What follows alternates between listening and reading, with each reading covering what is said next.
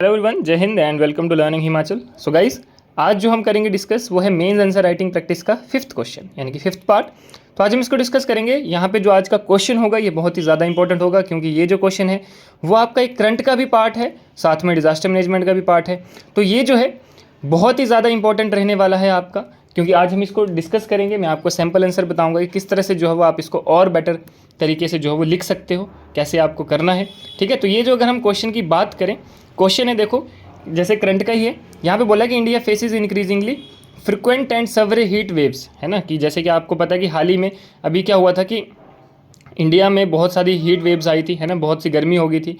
हिमाचल में भी इनफैक्ट अगर हम बात करें तो हिमाचल के जो सिटीज़ जहाँ पे कभी 30 डिग्री टेम्परेचर क्रॉस नहीं किया, वहाँ पे 34 35 था इस बार। तो बहुत ज़्यादा हीट वेव्स जो थी वो आपको देखने को मिली। अब आपको बोला है कि frequent and severe heat waves तो है, उसके बाद आपने बोला है कि suggest effective mitigation strategies for heat wave management in Indian cities, कि आप इस हीट वेव को कैसे मैनेज कर सकते हो, वो आपने जो है इफेक्टिव मिटिगेशन स्ट्रेटजीज बतानी है। ठीक है, तो ये क्वेश्चन है, बहुत ही इंपॉर्टेंट है, आज हम इसको डिस्कस करेंगे, तो बने रहें लास्ट तक। सबसे पहले आगे चलने से मैं आपको बता देता हूँ पहले, जैसे कि आपका एचएस का प्री हो चुका है। ठीक है, तो अभी हमने एचएस और अलाइड दोनों एग्ज़ाम के लिए डेली आंसर राइटिंग बैच जो है वो शुरू किया था। बहुत से बच्चों ने वो ज्वाइन भी कर लिया है। तो अगर आप भी ज्वाइन करना चाहते हो, जिसमें हम आपको डेली जो है वो सुबह क्वेश्चंस देंगे, शाम को उसकी लाइव क्लास होगी, जिसमें हम उस क्वेश्चन को जो है वो आपके साथ इवेलुएट करेंगे, आपको डिस्कस करेंगे और आपको बताएंगे कि आप और किस तरह से जो है वो और अच्छे से जो है वो अपने आंसर को लिख सकते हो। तो ये सब रहेगा। और ये जो डेली वैल्यूएशन एंड गाइडेंस है वो टीचर्स तो आपको प्रोवाइड करेंगे ही हमारे, लेकिन साथ में जो ऑलरेडी सिलेक्टेड कैंडिडेट्स हैं उनके साथ भी जो है वो आपके सेशंस रहेंगे, वो भी आपको कुछ अपनी स्ट्रेटजीज बताएंगे। तो इसलिए जो है वो बहुत ही इंपॉर्टेंट रहेगा ये आपके लिए। जो भी बच्चा तैयारी कर रहा है, चाहे एचएस का चाहे अलाइड के लिए, तो आप ज्वाइन कर सकते हो। आगे चलते हैं। अब मैं आपको बताता हूँ कि राइट वे ऑफ राइटिंग, यानी कि किस तरह से आप उस क्वेश्चन को जो है वो अच्छे से लिख सकते हो। तो सबसे पहले आपने क्या करना है कि हीट वेव्स को डिफाइन करना है। ठीक है, स्टार्टिंग कैसे करनी है, आपने हीट वेव्स को डिफाइन करना है, उसको इंट्रोड्यूस करना है। ठीक है, दूसरा स्टेप क्या होना चाहिए आपका, highlight the factor responsible for intensified heat waves in India, यानी कि वो जो फैक्टर्स हैं जो रिस्पॉन्सिबल हैं जिसकी वजह से हीट वेव जो है वो इंडिया में इतना ज़्यादा हुआ इस बार, वो फैक्टर्स आपने जो है वो हाईलाइट करने हैं, उनको बताना है, उनको एक्सप्लेन करना है, डिस्कस करना है। उसके बाद give mitigation strategies for heat waves in Indian cities, यानी कि उसके बाद जो है वो आपने बताना है कि आप किस तरह से क्या क्या स्ट्रेटजीज आप अपना सकते हो उस हीट वेव को कंट्रोल करने के लिए इंडियन सिटीज़ में। उसके बाद आपने लास्ट में जो है वो उसका फाइनल कंक्लूजन लिखना है, उसको कंक्लूड करना है और पॉजिटिवली जो है वो कंक्लूड करना है। ठीक है, ऐसे नहीं बोलना कि बहुत पोल्यूशन है अब तो कुछ नहीं कर सकते, लोग समझते नहीं हैं, ऐसा नहीं करना। नेगेटिव आपने नहीं जाना है, आपने पॉजिटिवली जो है वो उसको कंक्लूड करना है इन अ पॉजिटिव वे। ठीक है, चलते हैं आगे। देखिए, सबसे पहले हमने शुरुआत कैसे करनी है, जैसे हमने एक्सप्लेन कर दिया कि देखो, extended stretches of exceptionally hot weather with temperature much above the average maximum for a given area and season are known as heat wave. यानी कि देखो, अगर हम बात करें तो अगर टेम्परेचर जो है वो अगर एवरेज से ऊपर चला जाए, ठीक है, एक्सेप्शनली हॉट वेदर हो, बहुत ही ज़्यादा गर्मी हो, ठीक है, गिवन एरिया में और उस पर्टिकुलर सीजन में, ठीक है, तो उसको बोलते हो आप हीट वेव, जैसे इस साल हुआ था। अगर हम बात करें, देखो, इंडियन मेट्रोलॉजिकल डिपार्टमेंट के हिसाब से तो इंडिया ने लगभग 600 हीट वेव्स जो है एक्सपीरियंस किए 2011 से 20 के बीच में, और 413 किए 1981 से लेकर 1990 के बीच में। ठीक है, तो ये जो है वो कुछ पुराना डाटा है एज़ पर IMD। तो इस तरह से आप जो है वो स्टार्टिंग कर सकते हो, आप बेसिक इन्फॉर्मेशन प्रोवाइड कर सकते हो, हीट वेव्स के बारे में बता सकते हो। ठीक है, उसके बाद आपने बताना है कि कौन कौन से फैक्टर जो है वो रिस्पॉन्सिबल हैं इंटेंसिफाइड हीट वेव्स के लिए। तो सबसे पहले देखो, मेन इंपॉर्टेंट जो है urban heat island effect. Urban heat island effect क्या है कि जो रैपिड अर्बनाइजेशन हो रही है, यानी कि गाँव के लोग शहरों में जाके बस रहे हैं, तो क्या हो रहा है, पॉपुलेशन वहाँ पे बढ़ रहा है, डेंसिटी बढ़ रही है ना। तो रैपिड अर्बनाइजेशन हो रही है, सिटीज़ एक्सपैंड हो रही है। ठीक है, सिटीज़ एक्सपैंड होगी, ठीक है, तो उससे क्या होगा, it led to have increase in built up area, areas increase होगा, बिल्ट अप एरिया इंक्रीज होगा। ठीक है, जिससे क्या होगा कि which absorb and retain more heat than natural landscape, कि जो अगर आपको पता है कि जहाँ पे ज़्यादा एक्सपेंशन होती है, बिल्डिंग्स बनती हैं, बिल्ट अप एरिया बनता है, तो वो क्या करता है कि वो एरिया जल्दी और ज़्यादा जो है वो हीट को ऑब्जर्व करता है और रिटेन करता है। अगर नेचुरल लैंडस्केप है, पेड़ हैं जहाँ पे, वहाँ पे इतनी गर्मी आपको देखने को नहीं मिलेगी।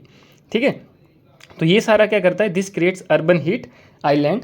ठीक है, जैसे कि अगर आपने देखा होगा दिल्ली एंड मुंबई की बात करें तो यहाँ पे हायर टेम्परेचर रहता है। क्यों? क्योंकि मतलब कि जो as compare to rural areas अगर हम देखें, है ना, क्योंकि यहाँ पे क्या है, रैपिड अर्बनाइजेशन है। ठीक है, शहर ज़्यादा है, बड़ा एरिया है, तो हीट जो है वो जल्दी रिटेन होती है, जल्दी ऑब्जर्व होती है, जिसकी वजह से अर्बन हीट आइलैंड इफेक्ट जो है वो कॉज होता है। ठीक है, तो एक तो ये आ गया। दूसरा again important, deforestation and loss of green cover. जितना ज़्यादा मतलब जो डिफॉरेस्टेशन होगा, जितने ज़्यादा पेड़ कटेंगे, ठीक है, जितना ज़्यादा ग्रीन कवर जो है वो कम होगा, उतना ही ज़्यादा क्या होगा, आपका हीट ज़्यादा होगा। ठीक है, कूलिंग इफेक्ट क्या हो जाएगा, नेचुरल कूलिंग इफेक्ट जो होगा वो क्या हो जाएगा, डिस्टर्ब हो जाएगा, रिड्यूस हो जाएगा। ठीक है, जिसकी वजह से जो हीट है वो ज़्यादा आपकी बढ़ जाएगी उस एरिया की पर्टिकुलर। जैसे कि एग्जांपल ये यहाँ पे बेंगलुरु का, क्योंकि यहाँ पे मेट्रो बन रही है ना, तो ग्रीन कवर जो है वो काफ़ी जो है वो कम हुआ है, काफ़ी पेड़ जो है वो काटे हैं, है ना। तो ये सब चीज़ें जो है वो आपका डिफॉरेस्टेशन में आएगा। नेक्स्ट अगर हम बात करें, next important, climate change and global warming. Global warming हो रही है, ठीक है, क्योंकि ग्लोबल वार्मिंग क्या करता है, क्लाइमेट चेंज करेगा। क्लाइमेट चेंज और ग्लोबल वार्मिंग, ठीक है, इससे क्या होगा, जो भी आपका मतलब नेचुरल फिनोमेना है, वेदर है, वो सारा क्या हो जाएगा, डिस्टर्ब हो जाएगा। फ्रिक्वेंसी ड्यूरेशन जो है वो इंक्रीज हो जाएगी, यानी कि वेदर शिफ्ट हो जाएगा, एक मंथ आगे एक मंथ पीछे ऐसे शिफ्ट हो जाएगा। ठीक है, तो ये भी जो है वो एक कारण रहा है हीट वेव्स इन इंडिया का। नेक्स्ट है lack of preparedness and adaptation measure, कि हमने जो है वो मतलब इतना एडवोकेट, हमारे पास प्रिपेयर्डनेस ही नहीं है कि हम उसको जो है वो मिटिगेट कर सकें, उसको हम टैकल कर सकें या कॉप कर सकें हीट वेव्स के साथ। तो ये भी एक जो है वो सबसे बड़ा कारण रहा है। मतलब कि क्या है, इसका एग्जांपल लें तो limited access to cooling infrastructure, हमारे पास कूलिंग इंफ्रास्ट्रक्चर नहीं है। अर्ली वार्निंग सिस्टम हमारे पास इतना नहीं है। इनसफिशिएंट पब्लिक अवेयरनेस है, ठीक है, क्योंकि हमें पता ही नहीं है हीट वेव रिस्क, हमने बताया ही नहीं कभी लोगों को कि इसके भी बहुत सारे सवर इम्पैक्ट जो है वो पड़ सकते हैं, है ना। तो ये सब रहता है। उसके बाद एंथ्रोपोजेनिक एक्टिविटीज़, एंथ्रोपोजेनिक एक्टिविटीज़ यानी कि जो ह्यूमन एक्टिविटीज़ है, जैसे इंडस्ट्रियल प्रोसेस है, यहाँ पे जगह जगह फैक्ट्रीज, बिल्डिंग, ये सारी कंस्ट्रक्शन बढ़ रही है, ट्रांसपोर्टेशन बढ़ रहा है ना, एनर्जी कंज्यूम हो रही है, वेस्ट हीट जनरेट हो रहा है, ग्रीन हाउस गैस एमिशन हो रहा है, further contributing to the urban heat island effect and global warming. ठीक है, तो ये भी जो है वो इसका मेन कारण रहा है। आगे अगर हम चलें, अब आता है मिटिगेशन स्ट्रेटजीज़, कि क्या क्या मिटिगेशन स्ट्रेटजीज़ जो है वो होनी चाहिए हीट वेव्स के लिए, उसको कंट्रोल करने के लिए। सबसे पहले हीट रेजिस्टेंट इंफ्रास्ट्रक्चर, कि हमने जो है वो ऐसे इंफ्रास्ट्रक्चर बनाने हैं, ऐसे रूफटॉप्स बनाने हैं जो कि क्या करें, एक हीट को जो है, हीट ऑब्जर्वेशन को क्या करें, रिड्यूस करें। ठीक है, ऐसी ऐसी पेमेंट्स हमें बनानी है, ऐसे मटेरियल्स हमें यूज़ करने हैं, ठीक है, जो कि हीट ऑब्जर्वेशन को रिड्यूस करे, उसको कंट्रोल करे। दूसरा, अर्बन ग्रीनिंग जो इनिशिएटिव, अर्बन ग्रीनिंग इनिशिएटिव आता है आपका, ठीक है, इसमें क्या करना है, हमें अर्बन फॉरेस्ट को डेवलप करना है। जैसे इसका परफेक्ट एग्जांपल है चंडीगढ़। ठीक है, चंडीगढ़ में क्या है, देखो अगर आप रोड्स में देखोगे तो साथ में जो है वो काफ़ी हरियाली रहती है, पेड़ लगे हैं, है ना, पार्क्स हैं, गार्डन्स हैं, तो वो क्या है, एक अर्बन फॉरेस्ट जो है वो डेवलप किया है चंडीगढ़ ने। ठीक है, उसके जैसे पार्क्स, रूफटॉप गार्डन्स, हम घरों के ऊपर भी गार्डन बना सकते हैं जो कि एक नेचुरल कूलिंग सिंक की तरह जो है वो एक्ट करेगा, है ना, तो ये सब रहेगा। तीसरा, हीट एक्शन प्लान, हमारे पास प्रॉपर एक्शन प्लान्स होने चाहिए, जिसमें हमें क्या करना है कि हमें जो है वो सिटी लेवल पर या स्टेट लेवल पर डेवलप करने हैं और इम्प्लीमेंट करने हैं कॉम्प्रिहेंसिव हीट प्लान। ठीक है, नेक्स्ट अगर हम बात करें वल्नरेबल पॉपुलेशन आउटरीच, सबसे पहले हमें क्या करना है, identify and target outreach programs towards vulnerable population like the elderly, children and those living in informal settlement who are more susceptible to heat stroke.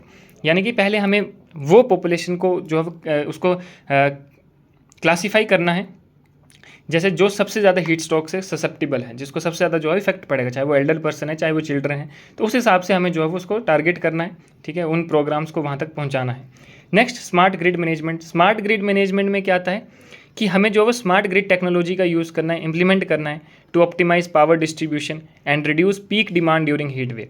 ठीक है, क्योंकि आपको पता है कि अगर हीट वेव होगी तो डिमांड बढ़ेगी, एसीज लगेंगे या अदर इलेक्ट्रिकल अप्लायंस का यूज़ होगा, है ना, तो उससे क्या होगा कि जो डिमांड है पावर की वो बढ़ जाएगी। तो हमें ऐसी टेक्नोलॉजी का यूज़ करना जो कि उसको ऑप्टिमाइज़ कर सके, है ना, कि जैसे घरों में जो है वो सोलर पैनल लगा दें या फिर कुछ इस तरह का प्रबंध कर दें, है ना। तो this can help prevent power outages that xBet heat stress. तो ये सारे जो है वो हमारे मिटिगेशन स्ट्रेटजीज़ में आते हैं। उसके बाद कंक्लूड करना है, आपने कंक्लूजन करना है। कंक्लूजन कैसे करना है, आपने पॉजिटिव वे में करना है। आपने लिखा कि cities can achieve sustainable development goal, sustainable cities and communities by embracing a comprehensive strategy that incorporates urban planning, early warning system, technology intervention and community engagement. This will help cities become more resilient to heat waves and lessen their devastating effect. यानी कि cities जो है वो sustainable development गोल जो हमारा target है वो उसको अचीव कर सकते हैं बाय प्रोवाइडिंग अर्बन प्लानिंग। ठीक है, हमें जो है वो अर्ली वार्निंग सिस्टम अपनाने हैं, टेक्नोलॉजी का यूज़ करना है, लोगों को अवेयर करना है, कम्युनिटी एंगेजमेंट करनी है। इससे क्या कर सकते हैं कि इंडिया की सिटीज़ जो हैं वो मोर रेजिलियंट बन सकती हैं हीट वेव्स के लिए, ठीक है, और उसके जो डिवास्टेटिंग इफेक्ट है उससे रिलेटेड। तो इस तरह से क्या करना है, आपने इसको पॉजिटिवली कंक्लूड करना है। ऐसे नहीं बोलना है कि नहीं जी हम तो कर ही नहीं सकते, ये तो बड़ा मुश्किल है, लोग गवार हैं, ये है, इस तरह से नहीं, नेगेटिव नहीं करना है, ठीक है। पॉजिटिव वे में आपने लिखना है, चाहे वो चीज़ें प्रैक्टिकली लोग करें चाहे ना करें, लेकिन आपने उसको पॉजिटिवली जो है वो कंक्लूड करना है। क्लियर? उसके बाद गाइज इसी तरह के और मोर सेशंस के लिए आप हमें सब्सक्राइब कर सकते हैं, हमारे साथ जुड़ सकते हैं। हमारा जो लाइव आंसर राइटिंग का कोर्स है, ठीक है, बहुत अफोर्डेबल है आप सबके लिए, क्योंकि हिमाचली स्टूडेंट्स हैं, तो हिमाचली स्टूडेंट्स के लिए स्पेशली है ये। एचएस और अलाइड के लिए जो भी आप मेंस की प्रैक्टिस करना चाहते हो, आंसर राइटिंग की प्रैक्टिस करना चाहते हो, डेली बेसिस पे आपको जो है वो आंसर्स करवाए जाएंगे, उसकी वैल्यूएशन होगी, लाइव क्लास होगी। तो आप जो है वो हमारे साथ जुड़ सकते हो, हमें सब्सक्राइब कर सकते हो, टेलीग्राम पे जुड़ सकते हो, हमें व्हाट्सएप या कॉल पे जो है वो कॉन्टैक्ट कर सकते हो। बाकी मिलते हैं कुछ और वीडियोज़ के साथ, तब तक के लिए धन्यवाद। जय हिंद।